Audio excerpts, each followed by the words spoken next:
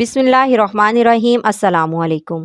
ایک دفعہ ایک نصرانی بادشاہ نے چند سوالات لکھ کر حضرت عمر کے پاس بھیجے اور ان کے جوابات دینے کا مطالبہ کیا۔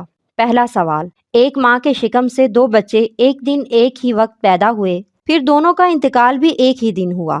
ایک بھائی کی عمر 100 سال بڑھی اور دوسرے کی 100 سال چھوٹی ہوئی۔ یہ کون تھے اور ایسا کس طرح ہوا؟ دوسرا سوال، وہ کون سی سرزمین ہے کہ جہاں ابتدائے پیدائش سے قیامت تک صرف ایک دفعہ سورج کی کرنیں لگیں، پہلے کبھی لگی تھی نہ آئندہ کبھی لگیں گی؟ تیسرا سوال، وہ کون سا قیدی ہے جس کو قید خانے میں سانس لینے کی اجازت نہیں اور وہ بغیر سانس لیے زندہ رہتا ہے؟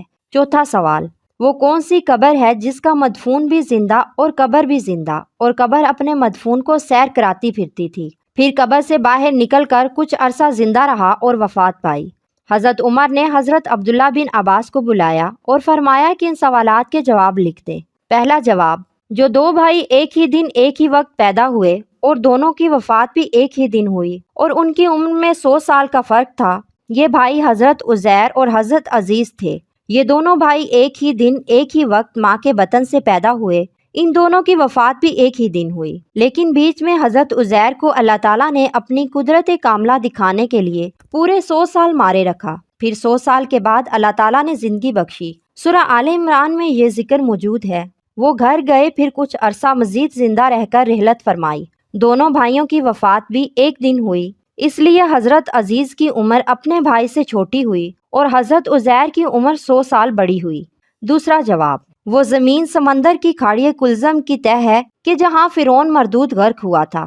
حضرت موسیٰ علیہ السلام کے معجزے سے دریا خشک ہوا تھا۔ حکم الہی سے سورج نے بہت جلد سکھایا۔ حضرت موسیٰ اپنی قوم بنی اسرائیل کے ہمراہ پار چلے گئے اور جب فرعون اور اس کا لشکر داخل ہوا تو وہ غرق ہو گیا۔